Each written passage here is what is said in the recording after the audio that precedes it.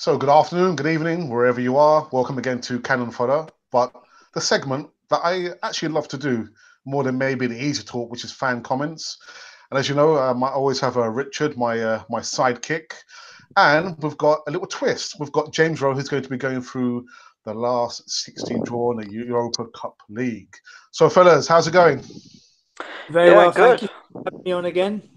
Always a pleasure. Likewise, Richard, how are you? Yeah, I'm good, man. Good enough to get a clean sheet as well as 3 points against Southampton. Couldn't be more happier.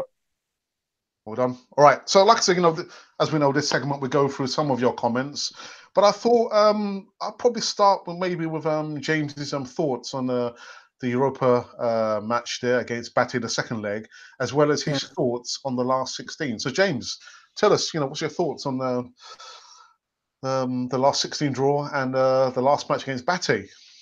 Well, I attended the match against Barty Borisov last Thursday, and I thought that we were helped by them conceding an own goal within 5 minutes, and that kind of set the tone, if you like. I thought we looked more determined to turn the tie around, and Barty Borisov, I think the game plan went out of the window, although they did have a chance cleared off the line. But all in all, a good way to turn the tie around, which we did, and that shows a fighting spirit. And yeah, we're into the last 16, and we've got a very very good side. And my first thoughts when this draw came out was this is a Rennes side that's put six past a very very good Real Betis side, a Real Betis side who have won in Camp Nou and beaten Atletico Madrid at home. So they're no mugs.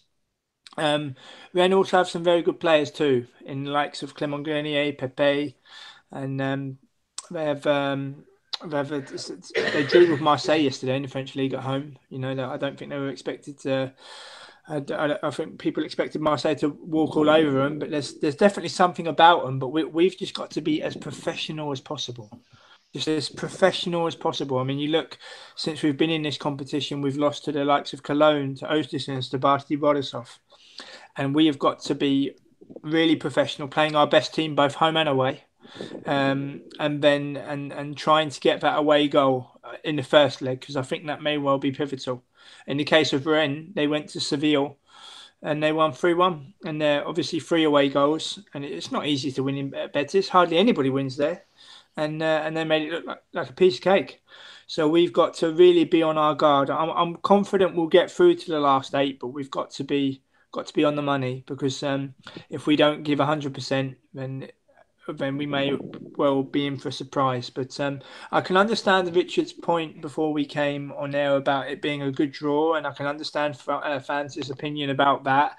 But one piece of advice I will always give: you only have to look at even the qualifying rounds of this competition and the amount of big teams that went out, and teams that you expected to be participating in the group phase, like Basel, for example, and Feyenoord, didn't even make it through to the group phase. And there's always one common denominator in this tournament. There's always one team that reaches the final that you never expect. In the case of Ajax recently, you could make a case for Marseille last season, Dnipro when they lost to Sevilla, I think in 2013, I think it might have been. So there's always a surprise team in the final, So I can understand with people saying about the big weights and the heavyweights, but there's always a surprise coming through, and I just think that we've just got to be as professional as possible, but we definitely can do it. James, a quick question to both of you. We know that Lacazette has he received the red card in the first leg against Bata Borisov, and he's going to be out for the next two games. Is that going to hinder us a lot, or do you think we'll be okay? Richard, what do you think about that with Lacazette not being able to? I think it is a massive miss for us, for him not to play those two matches. But I still feel that Aubameyang can do the job. It shouldn't be much of a problem. We've got Nketiah as well, who's been playing well for the under-23. So I don't see why not give a youngster a chance first and in the first half, and then if it decides to go wrong in the second, bring Aubameyang on. Emery's got nothing to lose. So, but the way I look at Rennes, they are a good side, but I think they're like 11th in their group, in their league. Sorry, so it's going to be easy travel, obviously, for the fans to go over to France. So it shouldn't be that bad. But I think that Lacazette, I think he'll be a massive miss for the first leg and the second leg. Yeah, I agree. I agree with Richard there. I think he will be a miss. I think it's vitally important we get an away goal.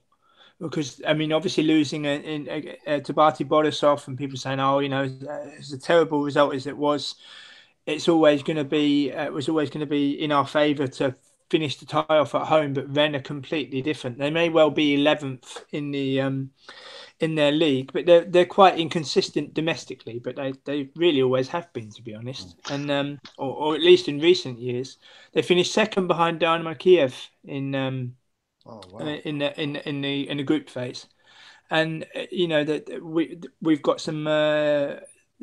Petr Cech used to play for Rennes when he first arrived. On the scene, so he'll be going back to his old club. One of the famous old Arsenal players, Will Tord, also used to play for Rennes, and the likes of Luis Fabiano, who now plays at Liverpool as well. So they've always had really, really good players coming through their system, and they always had useful players. And I just think to underestimate anybody would be dangerous at this point of time.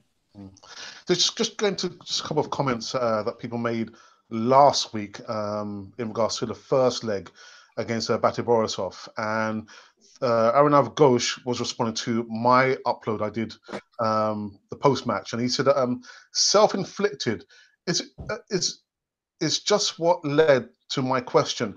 Does Emery have the full backing and support of the locker room, or is it just negative imagination?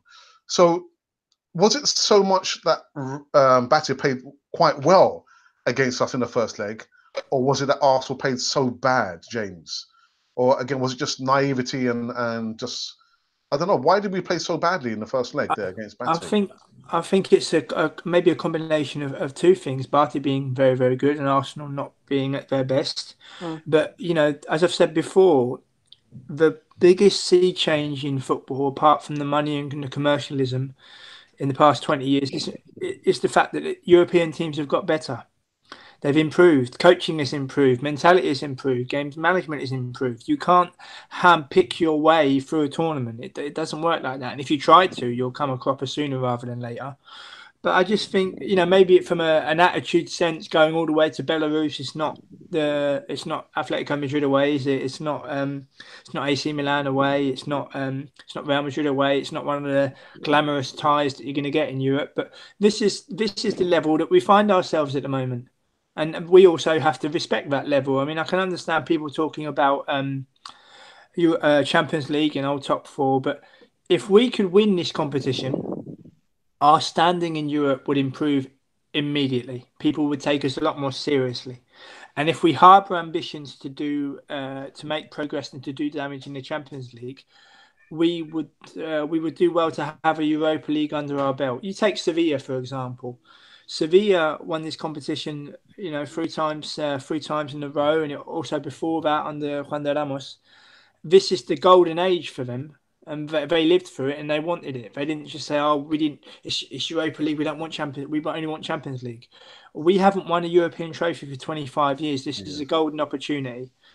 It would set us up going forward. I mean, I can understand the clamour for the Champions League. I really can.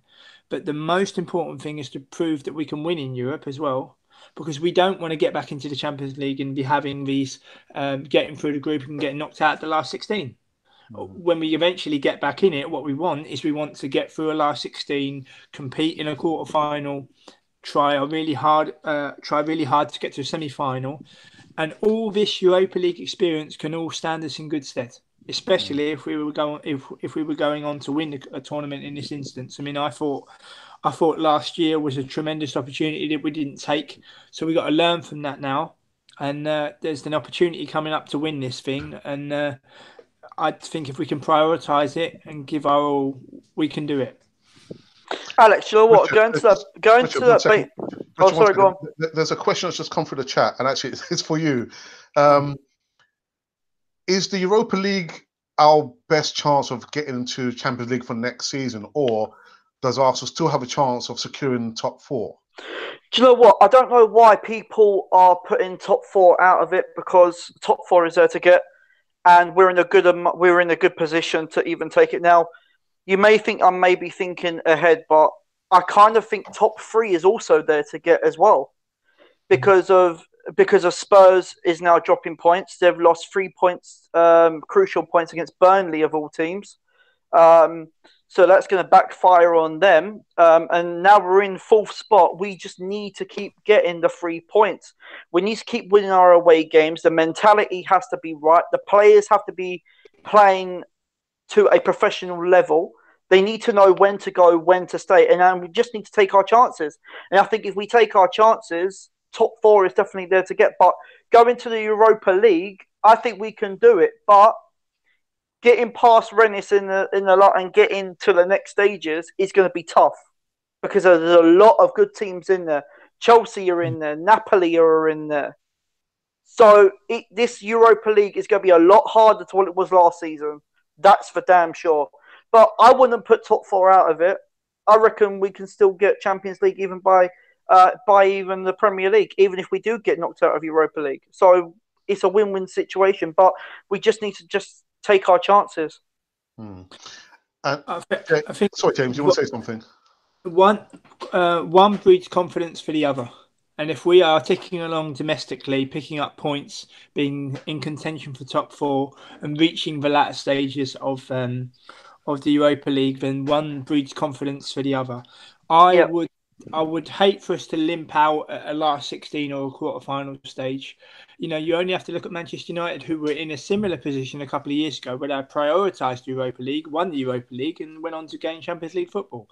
So you have to judge it as well, but you can't let an opportunity in this case, it's a great opportunity. You can't let that opportunity pass us by. I mean, as I've said before, for the people that remember 94, we all know how special it was. I mean, I've been a Gooner for over 30 years, but that game, that night, and that whole run, even the previous rounds, winning 7-0 away to Standard Liège, and all of Europe looking up and saying that don't happen very often. Who goes away and wins 7-0? And, you know, that was such a special achievement, you know, for the next generation of younger Arsenal fans that have never seen Arsenal win a European trophy. It would be great for them to have something to look at, and for them to have something to think about and feel. And I get the impression that some people think, oh, it's not the Champions League, I don't want it. But it's a European trophy, which we have never won. We reached the final of this competition in 2000, and due to not having a striker in the box that stayed in the box, we lost on penalties. And, you know, it's a great opportunity. I just think one prepares us for the other. So we've just got to keep ticking along. One thing I was really pleased about yesterday was that we've shown that we can react well domestically after a European match, because I'm certain that Rennes will take a lot more energy out of us for both legs.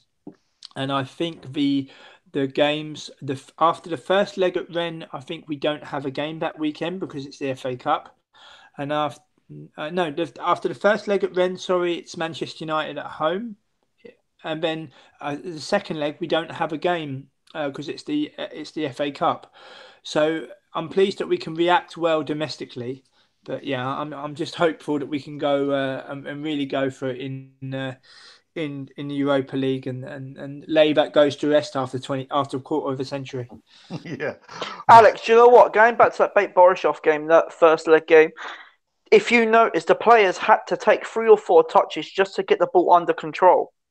And in some sort of state, you kind of have to take a look at the pitch as well. The pitch wasn't that great either, to be quite honest. So that kind of favoured Bate Borisov because they're used to playing on their own field where we wasn't.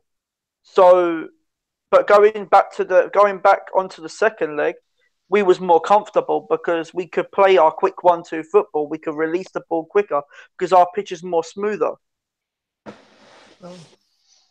And I just think that Emery got his tactics wrong as well against Bate Borisov in the first leg. Okay. There's a question here in the chat, and it's coming from Ryan, and it's for James. And he's saying, going forward in the next few games, would you like Emery to continue playing 4 at the back and 1 sole striker, James? It depends on the opponent, to be honest. I think it's got to be adapted for the opponent. I think four at the back helps because I've said as well. You know, communication has been a factor this year, and it will come back to haunt us at some point. We're not finished with it, but if you can, as much as you can secure a defence. I mean, 4-5-1 even. We used to play that in the past. I think that might be an idea for European matches away from home. You know, some people pursue it as negative, but you're just protecting yourself is what you're doing. But I think you have to tailor make it to the opponent. I mean, we've got Spurs coming up, we've got Rennes coming up twice, we've got Manchester United. So teams with a lot of quality, and it's going to take a lot of it. The energy levels are going to be sapped. I think after the Rennes game in the home leg, I think we'll need a weekend without a match to recover. I think both physically and mentally. Okay, just a few more comments as well. There's been quite a few over the last 7 days. I'm just going to go through just a few of them. And again, this is from Aaron of Ghost. He says, again, he's responding to my post-match, my pre-match video I did, Arsenal versus Southampton. He said, I'm not actually looking at the game as a redemption. My reasons are, one, we have a squad that blows hot and cold. We aren't steady enough to maintain our standards. Two, look at the Southampton game again. I believe they will come back and play a very physical game, breaking our rhythm right from the start. Can we keep our heads then? And will Ozil play? Well, Ozil did play, and how much did he affect the game? Do you think, Richard? Did he affect the game that much, or was it? I think he did to a certain extent when he came on. He played some really, really good passes to Aubameyang, and with no doubt, I think if Ozil had enough time on the field, I think he would have got a couple of assists as well, to be quite honest. But it's not just Ozil. I mean, all the other players played brilliant. They could all hold their head up high. But the thing what got me the most was the link-up play between Kolasinac and Iwobi down on that left-hand side. I think that was absolutely brilliant. I think Emery should go with the same against Bournemouth. With Lacazette up front, I thought that he was okay. His work rate was phenomenal. The only thing was about Lacazette, he missed a couple of chances, especially the one when he did that goal against the keeper and he smashed it over the bar.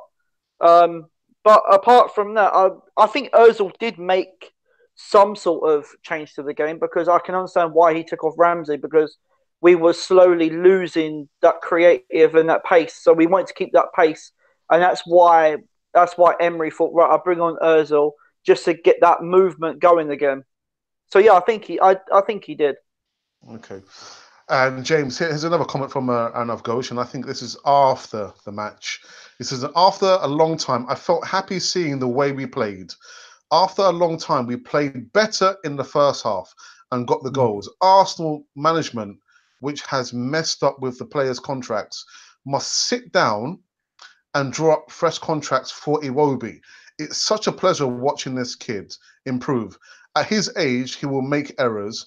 He has made costly errors in the past, but he has the talent to offer so much in the future. I mean, what are your thoughts on Iwobi? Do you think the time that he's been at Arsenal, do you think he's improved? Has he regressed, or do you think his performance has remained the same, James? I think it's been fits and starts. I mean, I saw him back in February last year, when the right back of Osterson's gave him a torrid time, and it was really getting to him.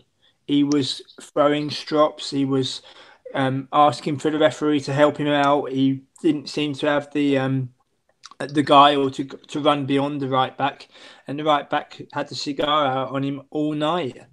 I think he's been told by Emery that Emery's obviously happy to give him a contract, and but I think he's been told as well, if he doesn't continue to improve, that he may be likely to be sold. When I watch him live, it's as if there is talent there, but when I watch him live, guys, it's as if he's always wanting to be the one to play that killer pass, or the one to be involved in that goal. It's just, I don't think I've seen him play a 5-yard pass this season. Just a simple 5-yard pass to just relax. And I think if he just relaxed a lot more and just, he doesn't have to be the main man every single game. You don't have to play Hollywood football every single game. I mean, he's very young and he's still improving. I just think that if he just checks back a little bit and just relaxes a bit more, I think we'll see him improve even further. Yeah, I get the impression every time I see Iwobi, he always seems like he's in a rush. Yeah, always, always, as if he's running for the bus. I mean, when I watched the game against, I remember the match against, I think it was Cardiff, and Barty Borisov, sorry, where he's on the ball and immediately he's at him, and I'm obviously he's not going to hear me, but I was trying to say just calm down, just relax. But yeah, he has improved, but there's still a long way to go, of course. Richard, what's your thoughts on Alex Iwobi? Do you think he's regressed, or do you think he's improved? Yeah, do you know what? I think he has progressed and he has improved. My only problem with him is just his end product. That's it. I think once he can get that right, I think he'll be lethal. And he gives us so much width and so much pace down on that left-hand side, and even out on whichever flank he's on. And he can cut in as well. So I think he, as James said, I think he just needs to be more calmer. And he played a nice pass to Mkhitaryan to get that second goal as well. So he got the assist for that as well. So I think he is improving slowly, but he just needs to work on the end product. And I think Emery will probably give him another year. And if he doesn't perform next year, then I think he'll be out the door personally. Mm. But that kind of ruthless attitude is what we need. I mean, the viewer makes a great point in the contracts, because in terms of wages and contracts, Arsenal have got to be a lot more proactive in terms of what they offer. Just think about what you're offering. And it's a big old world out there. And to try to stop players going into the final year, and to stop, like in the case of Ramsey going to Juventus for nothing. Juventus are building blocks to go on and to eventually challenge the likes of Real Madrid and Barcelona for the Champions League and things like that. And he's going to be a part of that. But we've just got to be a lot more proactive in terms of what we offer and who we're offering it to. I mean, we used to have a fantastic youth policy that we've neglected in recent years, and it's a great opportunity to get that back again.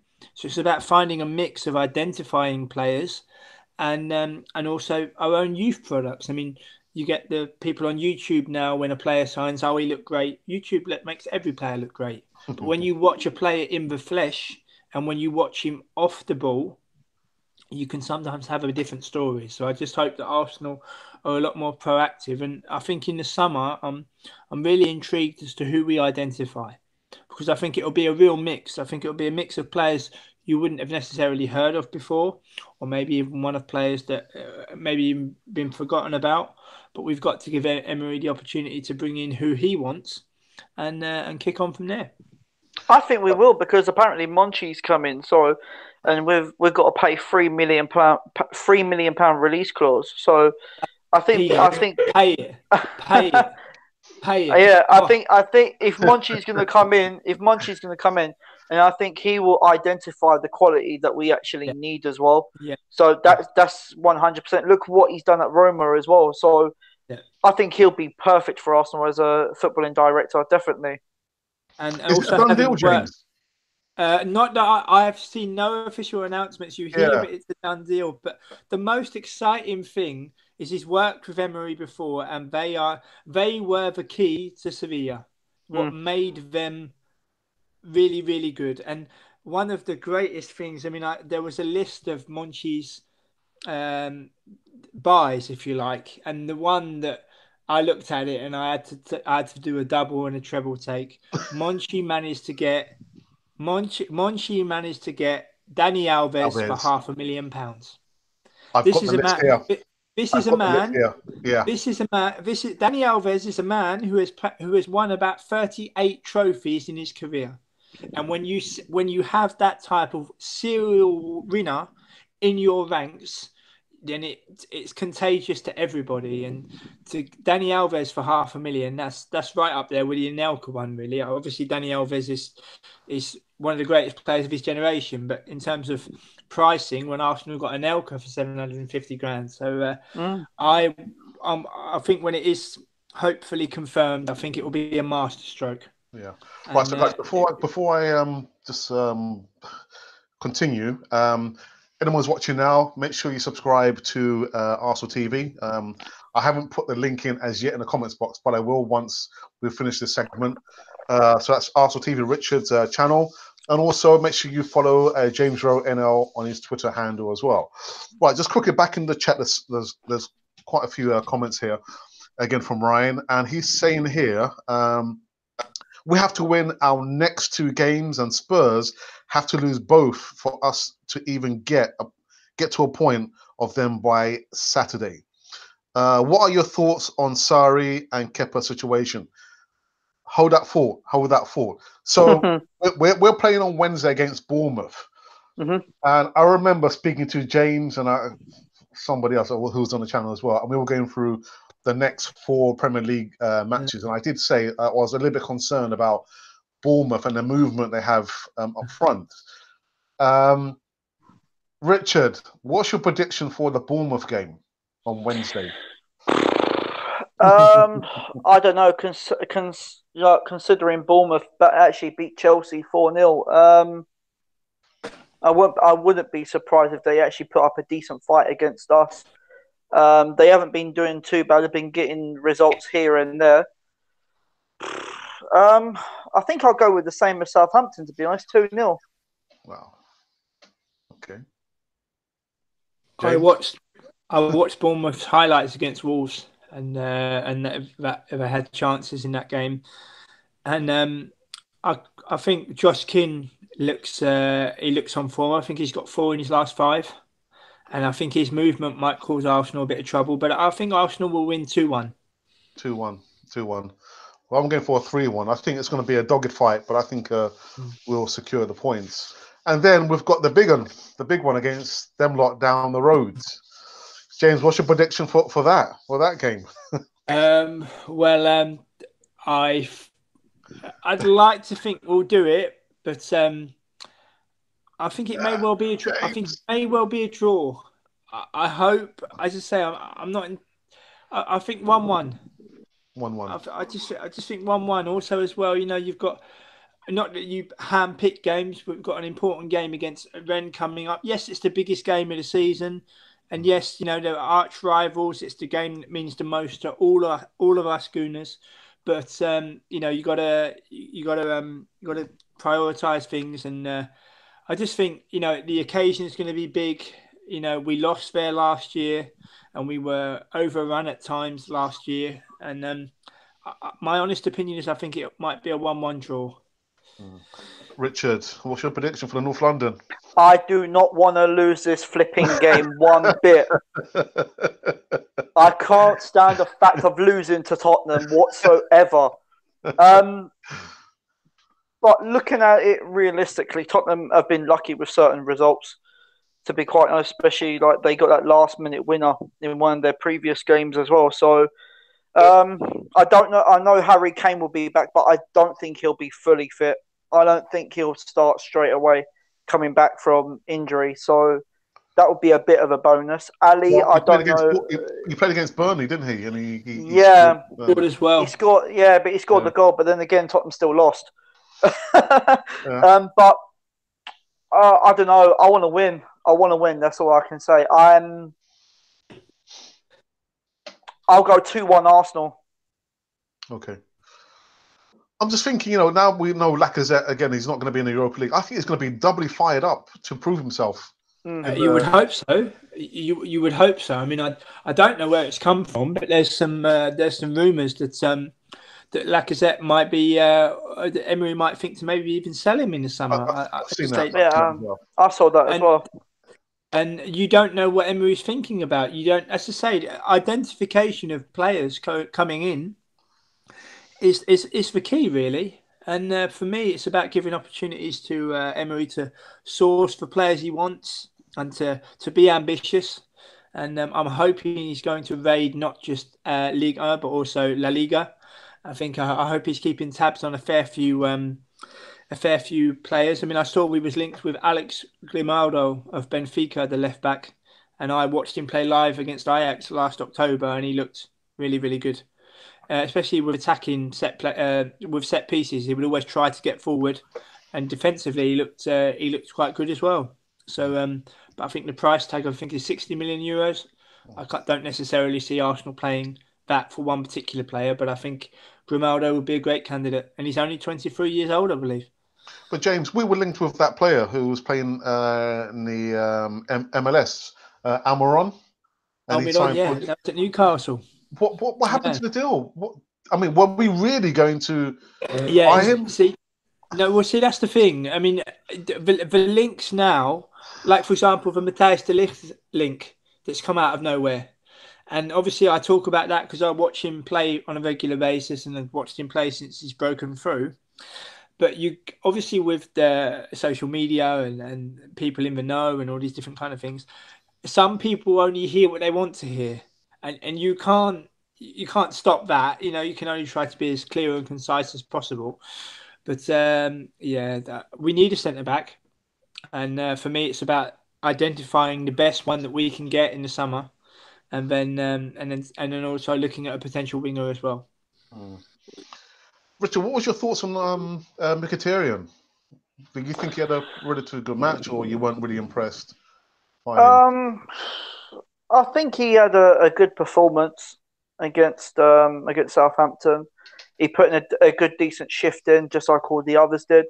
But he needs to do it on a consistent basis, just like all the others do. But for me, Socrates needs to be captain, 110%. I've said it for a while. He needs to be captain because if you look at the Southampton game where Aubameyang wasn't tracking, and if you look at Socrates, he was having a go at him. He said, "You need to track." So I don't see why Emery, as from next season, Socrates needs to be captain, and that's what Emery needs to do. But Mkhitaryan against Southampton, as I said, he put in a decent performance in just like everybody else did.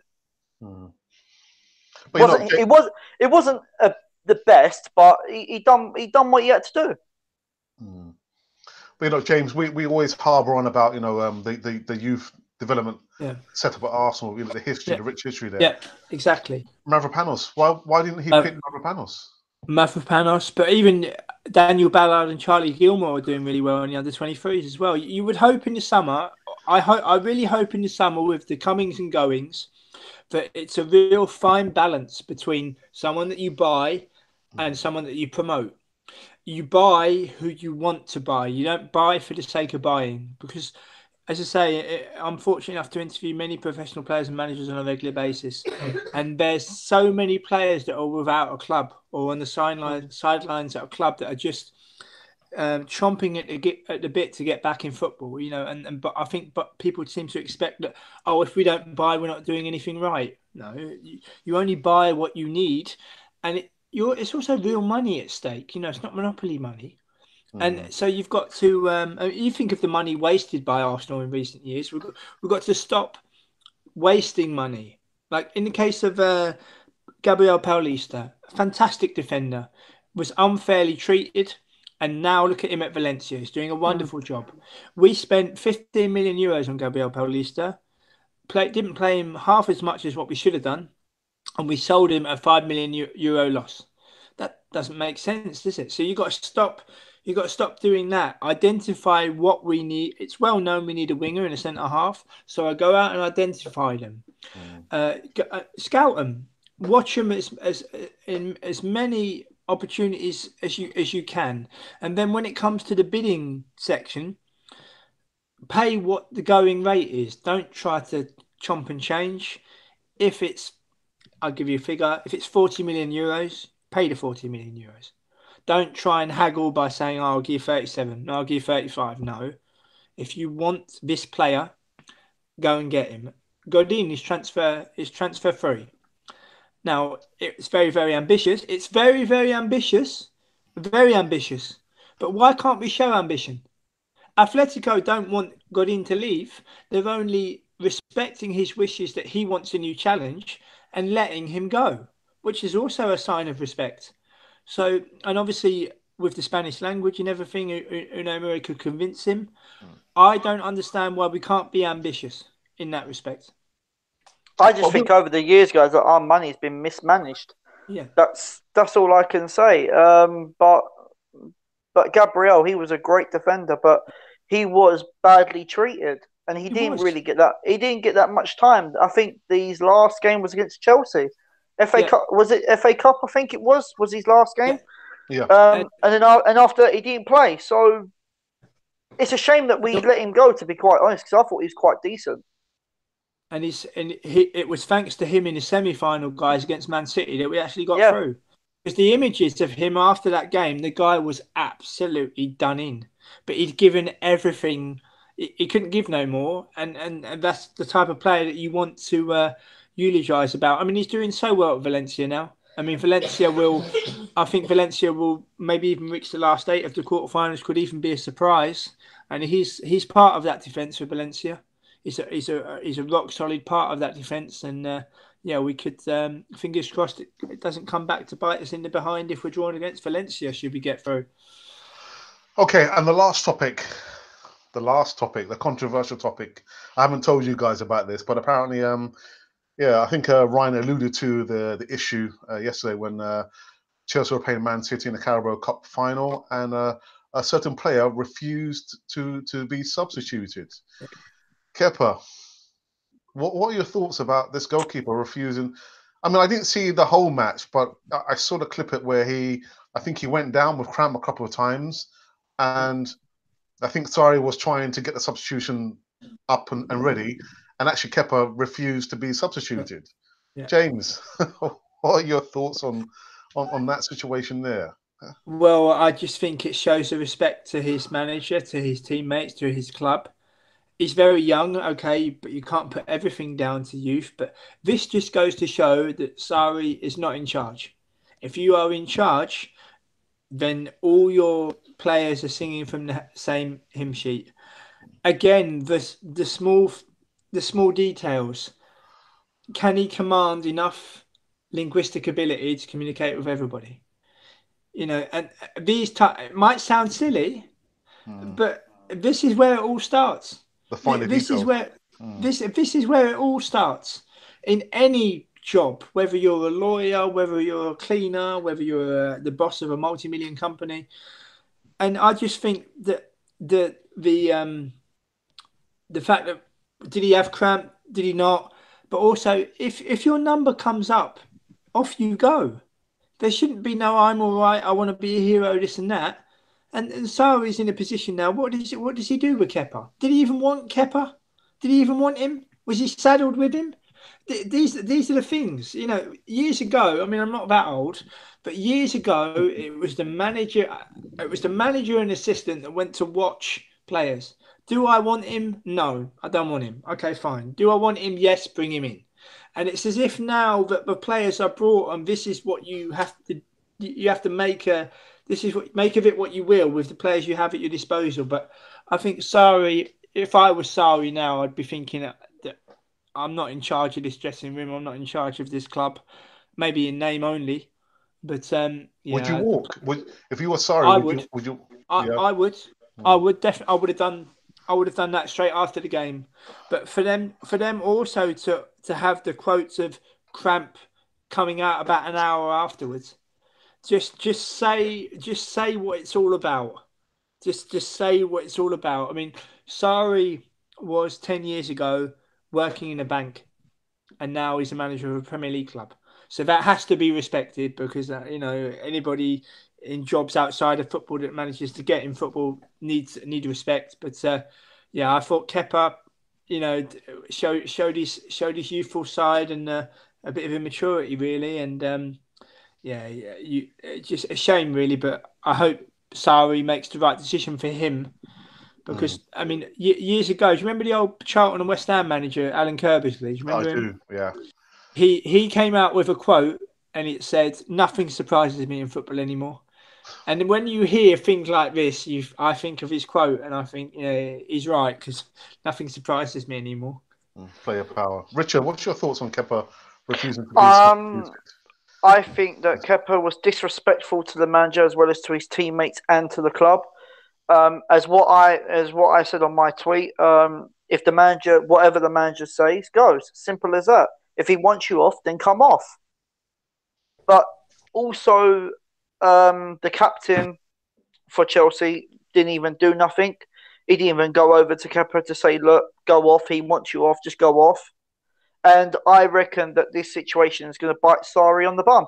To be quite honest, I think that if he's not, I'll be very surprised if Kepa doesn't get fined, and I'll be surprised if he doesn't get suspended as well. Because I think the FA also needs to make an account on this as well. Yeah, they need to. They need to do something, because I think it's unfair on Sarri, because he's such a good manager and he's been good over in Italy as well. So I don't know. I just looked when I saw that game and he refused to come off. Sarri actually wanted to walk out. Well, I think even Gianfranco Zola went to try and get Kepa off, and but I just think that Kepa was just selfish and just thought of himself and not about his teammates in the club. So I think Sarri should not get the blame for this. I think Kepa should be fined for it and suspended. Oh, dearie me. Sad times.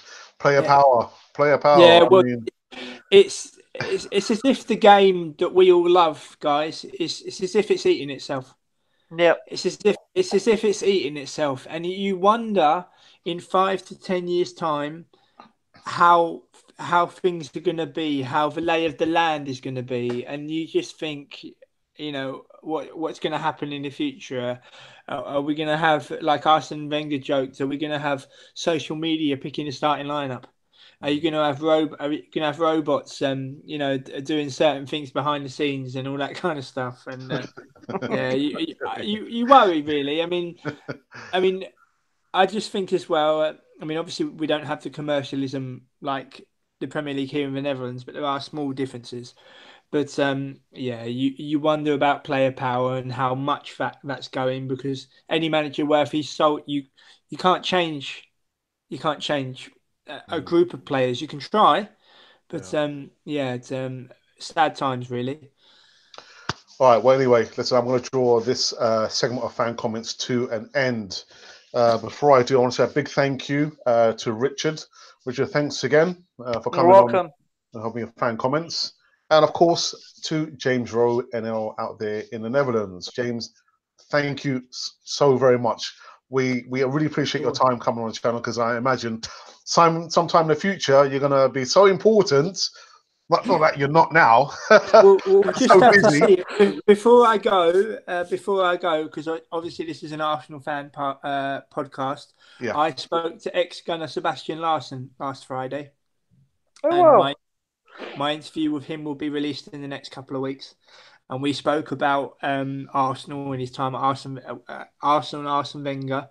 And he had some tremendous things to say about the club. So I'm hoping that I'll all put it together nicely, and should be one of the, in terms of the quality of answers, I think it's one of the best player interviews I've had. But obviously, when you in the position to interview professional players and managers, and it's an ex-Gooner, it's always a little bit more special. But yeah, it was. I hope to do it justice, and have to keep an eye on it for coming out in the next couple of weeks.